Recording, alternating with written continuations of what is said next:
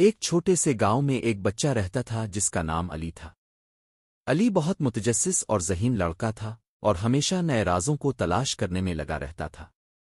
ایک رات جب وہ آسمان کو دیکھ رہا تھا، اس نے چاند کی روشنی میں ایک خاص سا راز محسوس کیا۔ علی نے اپنی دادی سے پوچھا، دادی جان، چاند اتنی روشنی کیوں دیتا ہے؟ دادی مسکرا کر بولیں، بیٹا، چاند زمین کے قریب رہ کر ہمیں روشنی دینے والا ہوتا ہے، مگر اس کی اصل روشنی سورج سے آتی ہے۔ وہ اپنی جگہ سے کسی کی مدد کے لیے روشنی بانٹتا ہے۔ علی نے سوچا، جیسے چاند سورج کی روشنی سے دوسرے لوگوں کی مدد کرتا ہے، ویسے ہی ہمیں بھی ایک دوسرے کی مدد کرنی چاہیے۔ اگلے دن علی اپنے دوستوں کے ساتھ کھیلنے گیا۔